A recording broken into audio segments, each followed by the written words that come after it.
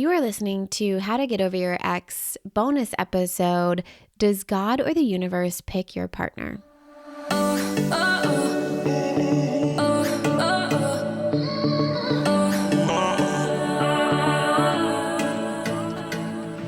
Welcome to How to Get Over Your Ex, a podcast on getting over your ex without it just taking time.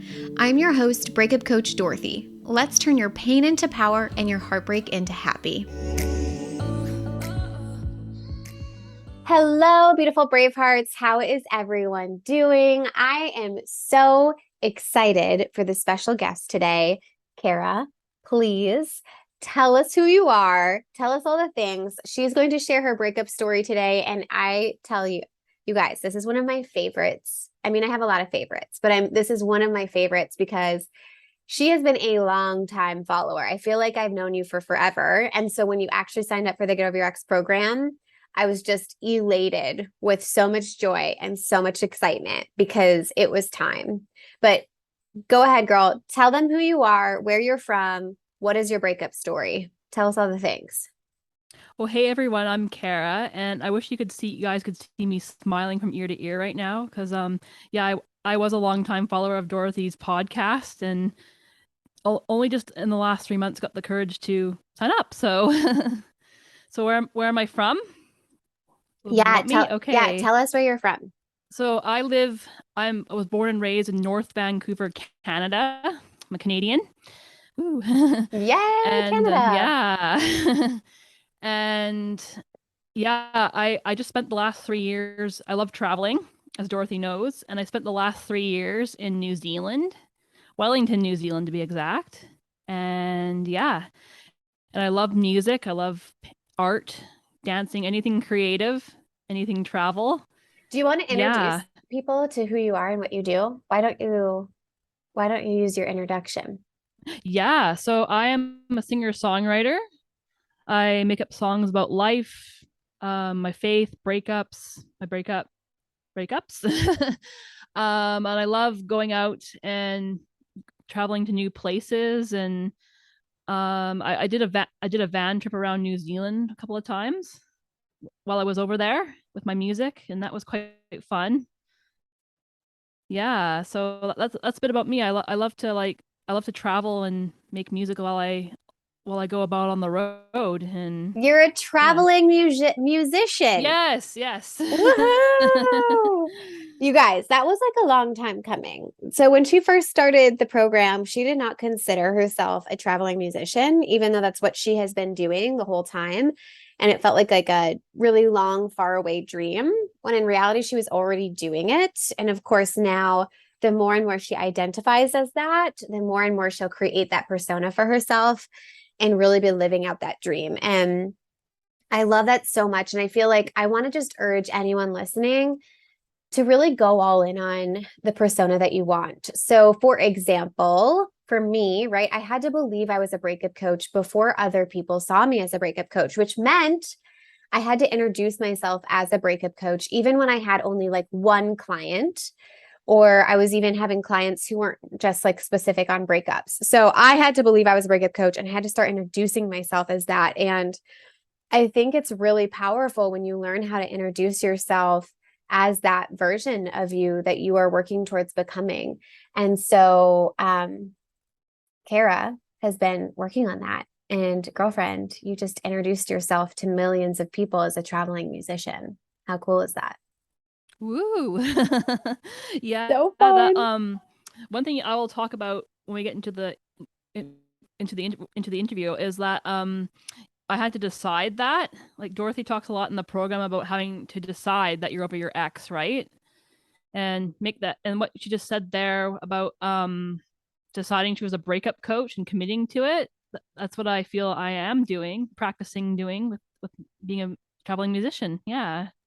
Yeah, you decided and you committed, and now you're practicing. It's beautiful. I love it. So let's get into the meat of why we're here. Tell us about your breakup story. Where did it begin? Where did your breakup journey begin? Okay, well, just going back to my life in Wellington, New Zealand. Um, okay, so this is just a preface. I first heard about Dorothy I dated a guy for about this is not the actual guy that led me to the whole program. Well, there's a guy I dated for 6 weeks in Wellington, and that he broke up with me, and that led me to kind of like look up breakups on breakup podcasts and breakup stuff online, and I found Dorothy through that. But the big breakup came, as probably many of you guys, like in the thick of COVID.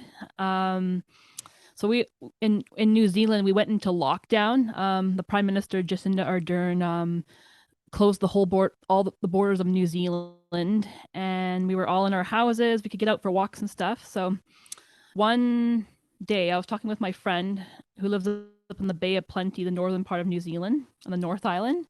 She so she had this suggestion. She's like, Kara, I've been on the Christian Connection dating site. That's one of the dating sites for Christians. Yeah, and she said I'm talking to all these guys, and I was kind of like, oh, ha ha ha, that's funny, right? Like, well, good for her, right? But I wasn't so in. But I had this idea, maybe I'll go on it because like there's nothing much to do in lockdown anyway, right? Like, why not, right? Like just chat with people. And then I met my my current the boyfriend at the time, my ex, on there, and we hit it off right away. Like from the start, we were talking during lockdown, and we had a video date, as many people were on Zoom, and yeah, he just really caught my eye, and I just loved his personality, and like this banter that we had going on, and so sure enough, the lockdown ended, and we went into something called level 2. Like, for those of you that wonder what that is, that's where we could go to restaurants and get out of our little bubbles and stuff, right? So I met him on a date, and I tell you, I had my hair done. I got my hair done. I got a whole new outfit. There was something about this guy, right, that I was going all out for him, right? Like, and sure enough, the date went amazing. It was magic, sparks in the air, um, and that would be the beginning of our relationship, sparks in the air, right, and just magic. And I just went all out for him, and just like dove deep into this relationship. And sometimes like the higher you climb, the harder you fall, I guess, right? And about the 3 month mark, it started unraveling. Like, I had been going, like, I think I'm the kind of person, I'm learning, when I really care about someone, I tend to forget myself, and I start putting it all into them, and making them happy, making it work. And so um after about 3 months, I kind of realized I was quite tired, and I kind of hit a breaking point. I was depressed, and um yeah, like he started to notice it, and um yeah, basically the relationship started to unravel. And I remember I kind of confided in him one night that I was really depressed, and I didn't think I could kind of move forward with my life and everything, right? And he was having a hard time with he was about to lose his job. He had just found out that he was about to lose his job, and we were the perfect storm for each other. So basically the relationship unraveled, and yeah, he kind of yeah, he started pointing the finger at, like, I don't want to make this about like him being negative or anything, but like basically the long story short is yeah, like he would just kind of not be happy with me, and kind of said that I was the problem. And um yeah, like we broke up on at the end of September. I know the date. I have the date in my mind. Like it's September 21st, 2020. Yeah. And I that that would be what would catapult about almost 2 years of the cycle of missing him and pining after him and blocking him and unblocking him and hanging out with him. And yeah. So much, right? Yes. Yeah. So you found me in 2020. I did. Yeah. Actually, the end of 2019, actually, when you just started. Yeah. Wow. That's like when I just started the Yeah. podcast. It's so wild. Yeah. So you found me in 2019, but you were like going through your stuff, and then you met him in 2020. And then you guys didn't break up until September of 2020. And then you said it catapulted this 2 year journey of, like you said, blocking, unblocking, pining over him. And I mean, there's lots more to this because we've unpacked a lot of it before. But tell us kind of, what do you feel like were your biggest struggles in terms of getting over this guy, even if he was pointing the finger at you? Because I think this happens, right? Someone starts pointing the finger at you. I don't know about you, but sometimes, at least for myself, when someone starts to tell me I'm the problem and I'm really in love with them and I want it to work, I start looking at and trying to find how I'm the problem. And I start going into fix it mode and trying to fix myself. And you kind of mentioned it before, where it's like you start putting them before yourself. So it's like almost like a form of self-abandoning, because we're trying to like make sure that we're like, it's almost like proving energy, like proving that I can be the person that you want me to be, right?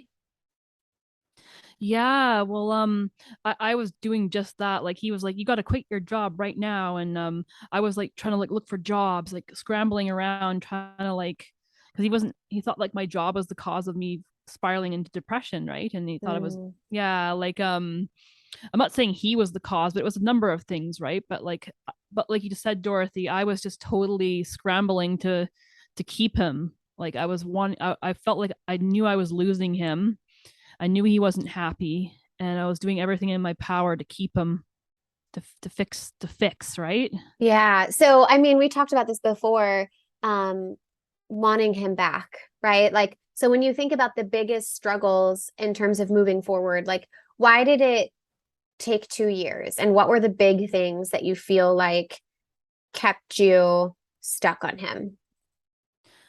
Well, yes. So from doing the program, I would say the first thing that comes to mind is I I I had desire and attachment towards him, and I desired him because I thought I was thinking about the beginning of our relationship and how funny and fun and how awesome he was, and how all the dinners he took me out on and paid for and opened the car door. I was thinking about all these things that kept me in a cycle. Oh, he's just so funny and fun, and there were sparks flying, and oh, he wanted to learn about all my goals, like, and write them down so he could put them in his put them with his goals, and all these things that made me think, oh, he's such a great man, right? Like that kept me stuck in a loop. and and the attachment part was the I had this I had this dream, this vision, like that we would live in a house together in the hills of Wellington, in the Victoria neighborhood of Wellington, and we'd have like all these kids. It sounds crazy when I speak it out, but like it was really believable in my head. Like we'd have like a couple of kids, and then we'd foster some kids, and we'd be this power couple together that would change the world. And it was a very compelling thing to hold on to that kept me stuck. And yeah, and another thing is I'm a person of faith. I'm a Christian, and I I believe that I had this vision from God. This God spoke that He was my future husband. That really was what kept me kept me in that loop. Yeah, believing that I heard from God that He was my future husband, and that it was going to work out, define all the against all the odds. So Yeah, I want to talk about all of those pieces. So, like, I want to first focus on this dream, right? Because all of us have this idea. And you said it sounds crazy. And I still, to this day, do not think it sounds crazy. I think it's very normal. And I think that it's something that you may even still want and aspire to have, of a family in the mountains of Wellington, and having kids and being a power couple. And this is what attachment looks like, when it comes to getting over your ex. And when I talk about reducing desire, reducing attachment, it's like we have a strong attachment because we feel that that's the person that will get us the outcome that we're wanting. We think that our future is tied to that specific person. when in reality, that future is available to us regardless of whether or not he is in it, right? But it feels like it has to be him because maybe you didn't even see that vision until he came along. And that's where I talk about portal of possibility and your ex really opening your eyes to what's possible and what's available. And so you can still have a strong desire for that outcome or goal or result you're trying to create in life. We just have to recognize that it's not your ex that got you there or will get you there. You have the ability to create it. And how amazing is it going to be to create it in a way where no one can take it away from you because you're the one that created it? So tell us a little bit about what helped you through that struggle. How did you reduce desire and how did you reduce attachment? Yes. So I finally, after 2 years of following Dorothy, signed up for the Get Over Your Ex program. And I signed up at the end of August. And yeah, I was so very scared to do that, but so excited at the same time. And I feel through doing the work and going through the process, like I I was able to decrease my desire and attachment. It actually, to be honest, it went up and down a bit. But so and I got some news at the end of the program that I was I was I was like my progress was going very strong, but then a bit of a bomb dropped on me. A mutual contact of me and my exes told me that he had gotten married a couple of weeks ago, and that was crazy news. I was, oh my gosh, to hear that, like it just shattered my world.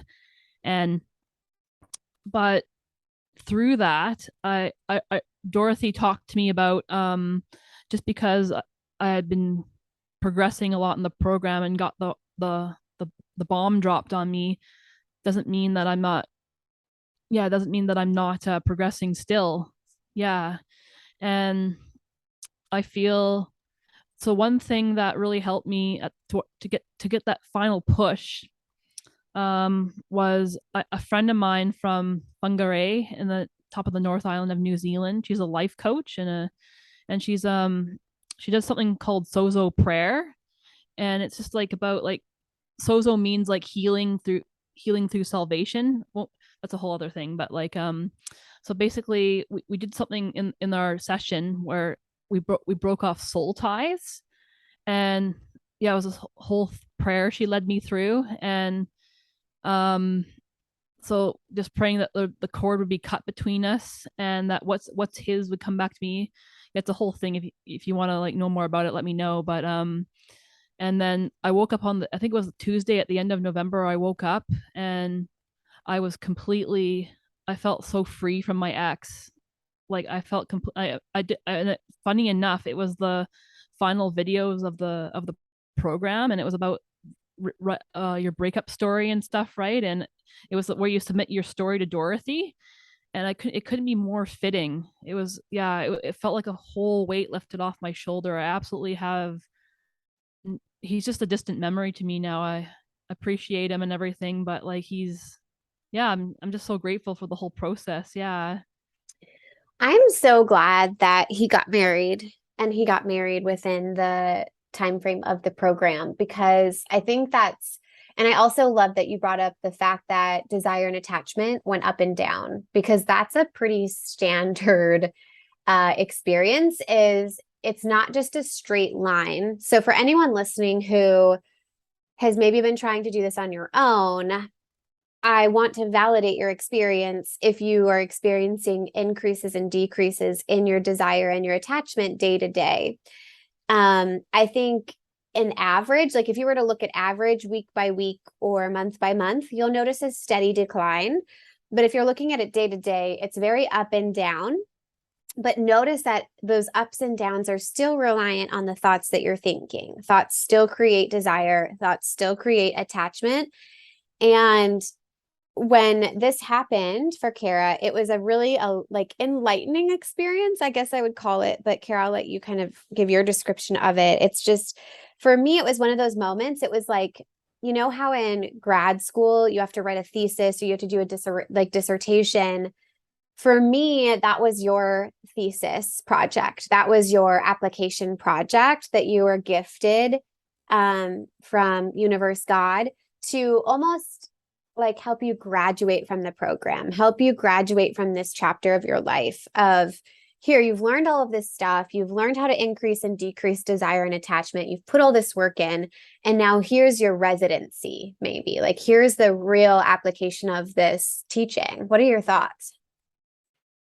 It's funny that you mentioned the residency, because when it was a Friday when I found out that my ex had gotten married, and then like on the Sunday, um, not that the days matter or anything, right? But like on the Sunday, I found out that I got in my New Zealand residency. Yeah, I spent 3 years. I applied my residency visa to go live in New Zealand. Yeah, so I don't know why that jogged that in my mind, but like maybe there's more work to be done in New Zealand with music and travel and who knows, right? Like maybe that's my field assignment. Yeah. Yeah, I love that. Yeah, because I was thinking, you know how like in like doctors have to go through residency and it's like that final like graduation program. Well, and it's also like one of those things where being over your ex is a consistent practice. It's something that you're practicing that level of commitment of being over your ex over and over and over again.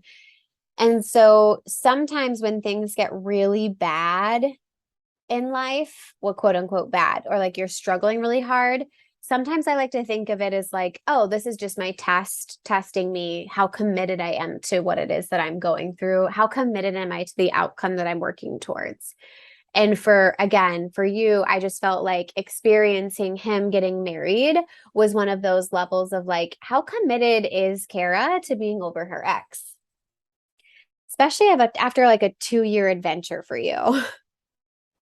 Oh yeah, it was so long and um yeah, like sometimes I'm like why was it that long? Like why did I have to like go around the mountain so to speak so many times and like I don't know, like falling flat on my face and but I have so much grace for myself for that time, like I was just Mhm. learning and I feel like I can help so many people, like so many women, Mhm. particularly like going Yeah. through a similar situation. So tell me a little bit. I mean, speaking of it taking so long, so tell me a little bit about because you've been following me that whole time. Sometimes it's been 2 years and then someone finds me and they sign up and then everything's they move forward and all the things. But you knew me for that long and you attended multiple 5 day trainings. What was it that, you know, helped you take the leap to actually sign up and do the work? Well, I think, yeah, back to that time, there was a couple of times where I was almost gonna. I think there was one time back when I just broken up with him where I was gonna actually sign up with you, and I forget what happened. I think I just I don't know. I wasn't ready to hand over the money. I think that was the thing with me. I've been like I'm the kind of person I've never had a lot of money, and I think I think I had what got me to sign up with you, Dorothy, was just trusting that it was all going to work out. Like maybe I didn't have all the money right there and then, but that I'd be taken care of in the months to come. Yeah. How has that changed your relationship with yourself to show yourself that you're able to invest that kind of money for into you after not really like coming from a background of not having a lot of money to then investing what seems like a very significant amount of money into you? How like did that change the relationship you had with you? I think it yeah, it was very empowering and scary, really scary, but like I just stretched the boundaries of what I felt I could do, like yeah, because like we talked about in the program, Dorothy, like things like money and material things and they'll always find I don't know, like I might sound silly saying it, but like money always finds a way to us, right? Like when we commit to the path and commit to what we're supposed to do, and yeah, It or all God, it universe, yeah, yeah. it all falls into place. Well, and I think too, it's almost like a new self-concept thing. Um, yeah, because I know some people listening, they're like, what I charge is like pocket change, but for other people, it might be like a significant amount of money, even so to the point where you're like, what? Absolutely, I could never afford something like that. And I used to be that version. I used to be the like I could have never imagined spending $3,000 on a coaching program. Number one, I didn't even know what coaching was. But number two, that's like how much I didn't even make that amount in a month. Um in my job back then. And so I remember when I hired my first life coach and spent a significant sum on myself in that way, especially towards something that's not like a tangible. I think that's the weird part too, Kara. I don't mean to talk about money this episode, but it's coming through for me is that we're not buying something tangible. It's not like you spend $3,000 and then I turn to you, Kara, and say, here's your laptop, and you get like a tangible thing in your hands. You're investing in your brain and something that's conceptual, and um, purchasing something like that is new. And I think that is scary because you have to like believe in yourself and you have to trust in yourself to make that investment back, to 10x that investment for yourself. And it's a whole self concept up level, I think, because well, also thinking about that, I remember you as I'm saying this, Kara, saying how different you felt after you finally signed up for the program. Like it was immediate. Yeah, like I was like pushing that button to buy the program. I was like really scared, and I think I messaged Dorothy on Instagram, and I was so excited. It was like a rush of joy, and yeah, and I even I love doing the compelling reasons to be over your ex, and I remember doing those and thinking, oh man, like I could just travel the rest of my life and not need a partner. And I think I felt like I was over him even in the early days of the program, but then like again up and down, right? But Yeah, as soon as you enter the program, I mean, especially when you're like really nervous about doing it and you press that button and you make that you're doing something and making that decision. You are making a new kind of decision. You are changing the way you're doing something. And I think that that's a beautiful thing. And especially to dive into the program and immediately go into compelling reasons, which is one of the first exercises you do inside of Get Over Your Ex. It's really, really like it creates so much momentum. I agree. Um, I want to talk about too, because originally I asked that question. We got into that because I was asking what really changed, like what got you to finally take the leap and do something you are afraid to do. Going back to the previous conversation about your biggest, struggles, you mentioned what we talked about in terms of the attachment and feeling like the life that you wanted was attached to him, right?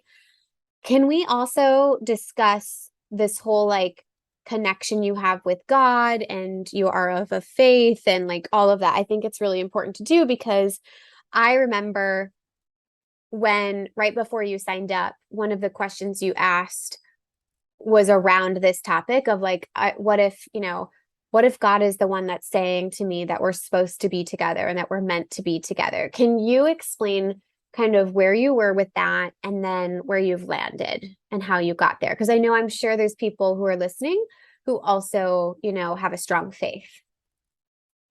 yes. So just a little preface. I grew up going in the Baptist church in downtown Vancouver, going with my family. And that's been a very strong part of my life, like having a faith background and yeah, being Christian and in the Christian faith. And so that's been with me my whole life. And I do believe that God is a God of abundance. And yeah. So and back to that question about yeah, like I for yeah, like I just thought I had heard like I had a series of visions and pictures in my mind, and connections, like dots being connected, that I felt that this person, my ex, was my hearing that God was speaking that this guy, that my ex was my future husband. And I know that this can be common for all, whether they're in the Christian faith or not. This can be common for a lot of women. Like um whether you put God on it or not, let people think that they're meant to be with someone and it's from the universe or God, right? Like,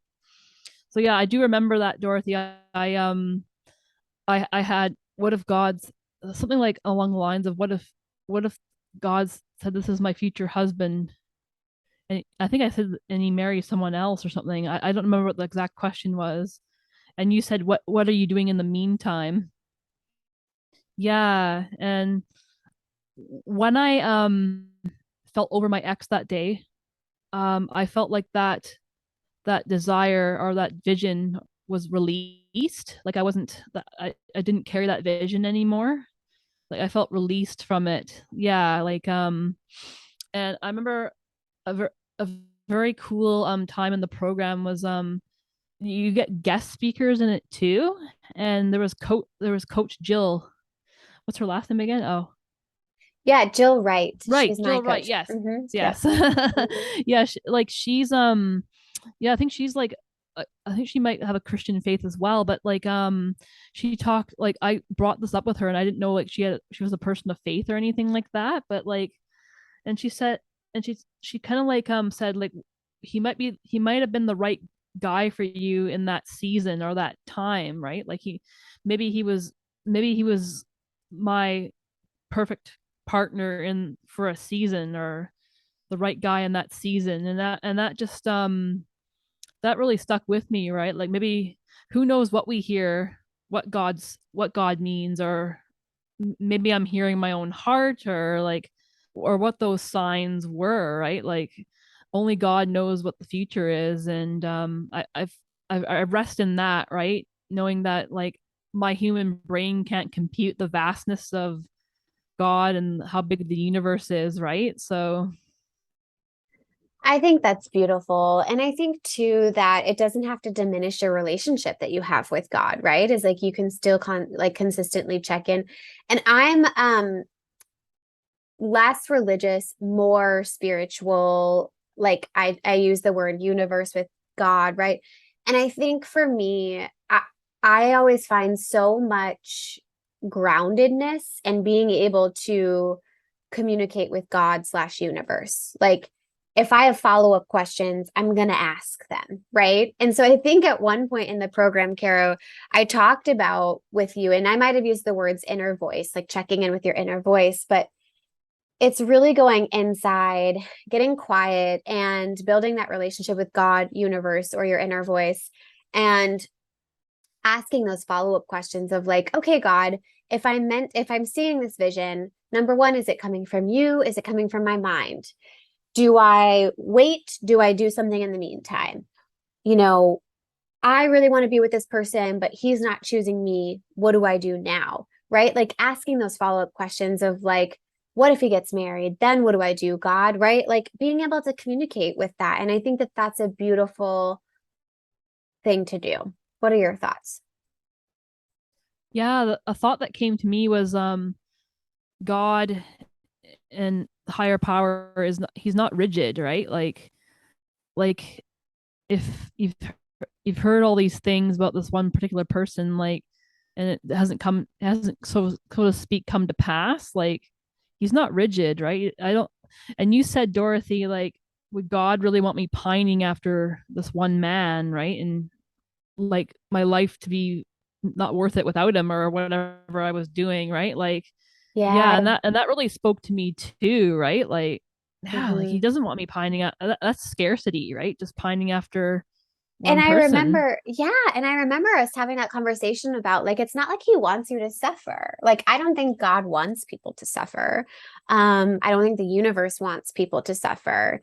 The suffering is telling us that is our mind telling us that things shouldn't be the way that they are, when I think the universe is unfolding exactly the way it's supposed to. And there's a lot of times that our mind doesn't agree with it. And it can be painful, but the suffering on top of that, that's the optional part.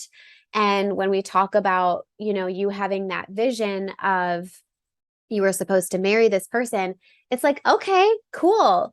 And I think the other part is like if you believe that God said that to you, if you truly believe that God said that to you, you wouldn't be worrying about it in the meantime either. That was like big for me to see of like, you don't actually, you at that time, you didn't actually believe it because you were worrying about it happening. If you truly believed that God was going to give you something, there wouldn't be like worry. Do you see what I'm saying?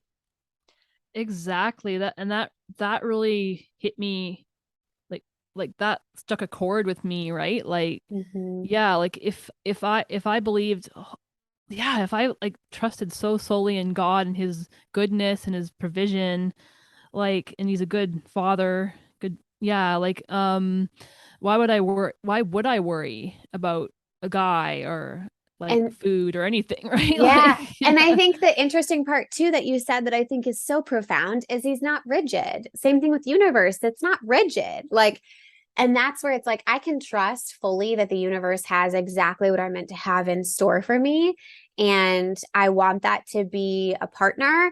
And if it's a partner, amazing, awesome. But I can't be so rigid that I'm like, it's this specific human, though. Right? Yeah, and I was thinking a good friend of mine in Wellington one time said to me like, this was about another guy.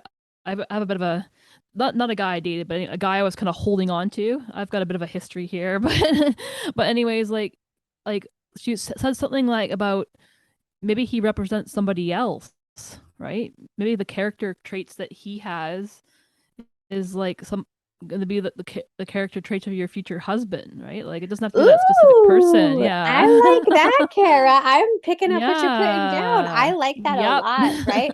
Oh, these are character traits that are in place for your future husband. I'm obsessed with that. Yeah. We get sometimes as people we get hung up on one person or idea or place or thing. Yeah, it's so Yeah. easy. It's so easy. So tell me a little bit about what do you feel like made the biggest difference in your breakup journey that got you to where you are today? What's like one thing that you can think of that's really made just a huge impact for you? Well, apart from the program, being in the program, I'd say one thing like there's not just one thing. Yeah. So if there's not just one thing, which I totally get because it really isn't, give us just a couple of things that you feel like made a big impact that people could take away today that may help them. Well, I think first of all, signing up for the program and making that that decision was monumental for me because yeah, doing the work. I think doing the work, and I feel that Dorothy have you've done this for years, and you've got it all in one program, all there. Because I before that I was just looking at YouTube videos and like books and therapy and therapy's awesome. Like I mad respect for therapy, but like I think coaching's awesome as well. It's And like the difference between trying to like piece it all together versus literally going to one spot with one plan that has the exact steps that you have to do laid out in front of you and the time frame in which you're supposed to do those steps. It's very different, isn't it? yeah, and oh yeah, it's great. Like it's all there. It's like you never run out of things to do. I still have a few homework assignments I haven't done in the workbook, but that's just more stuff to work, awesome stuff to work on, right? Yeah. Uh, and the dares of the day were really awesome too. Like very scary, but like really awesome. You had some really good ones. What's one of them? Share it with the people. Well, I went and bought Starbucks for I said the next person that comes and lines up behind me is going to have me buy them Starbucks. And so two high school girls came. I'm got two people here, and I just turned around and said, "Hey, like I'm feeling in a generous mood. Would you like me to buy you Starbucks today?" And they were so excited. Yeah, they're Yes. like, "That's so kind. Thank you." So good. So good. Yeah. And in my mind, our mind is the biggest enemy sometimes, right? I was like thinking, oh, they're gonna like give me a weird look and say that's stupid. And who wouldn't want someone to buy them Starbucks, especially in this economy, right? Like, Yeah, but isn't it funny that that your brain was like, I'm going to be rejected. I'm going to feel and yes, experience some sort of suffering or pain. Um, And a lot of times we let those things keep us from doing what we really want to do in life, right? To making those decisions from fear. And the beautiful thing about the Dare of the Day is an activity inside of Get Over Your Ex, that she's talking about is that that is a way to help you learn how to build confidence in your ability to experience emotion and take action anyways. Which also, Dare of the Day is not originated by me. It's originated by Brooke Castillo at the Life Coach School. So I do want to say that, but it is a component inside of Get Over Your Ex that we talk about when it comes to building confidence. And so it's a huge confidence booster. And you spend an entire week doing one a day. And it's really fun. Yeah. Oh, one of my favorite parts for sure. Yeah. So good. All right, sister. So tell me, I want to know, what does your day look like now that you're over your ex? What does your day to day look like? Well, I work as a community support worker. That's my day job. Hmm. But I do gigs probably at this point like once or twice a month Hmm. with my music. Yeah. And you're about to move to New Zealand. Yeah. So that I it's a bit this is a bit of a I guess sort of an aside, but like my tenancy ends in March 1st.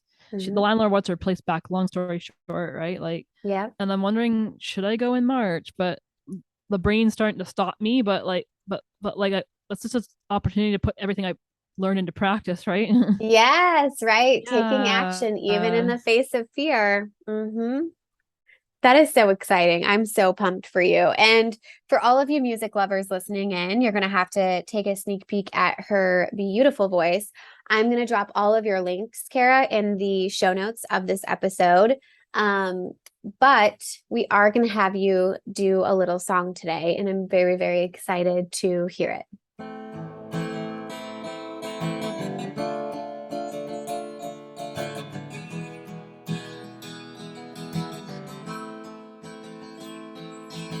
You broke me down, messed me around, my heart in pieces on the ground. I thought that you were kind, a man with a brilliant mind. No wish I could rewind me back to the start when I had an open heart. Everything around us was new,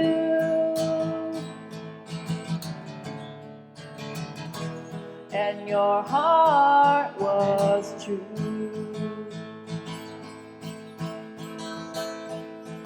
This love has turned to hate, I can barely think straight. Could this be my fate? Anger is my fuel, now this anger is my fuel. I must knock you from your stool. Take me back to the start when I had an open heart. Everything around us was new, and your heart was true, and your heart was true. I must choose to forgive, so that love can live. Hate only keeps you down. I must take the higher ground. I must take the higher ground. I must take the higher ground. Kara, thank you so much. That was so amazing. Seriously, I cannot thank you enough. You are just a phenomenal human being. I will never forget the day that you signed up for Get Over Your Ex because I was just over the moon to be able to finally work with you and help you along your journey. I am so, so grateful for you and trusting me and helping you. And I am sending you so much love. Yeah, Dorothy, it's been so awesome working with you. Your program's the best. And yeah, thanks for having me on today. If you're loving the How to Get Over Your Ex podcast and you want to learn how to get over your ex in 3 months or less to build a life better than the one you thought you had with your ex, I would like to personally invite you to my next group course where we take everything you've learned here on the podcast and apply it to your life. Come check it out at www.lifecoachdorothy.com.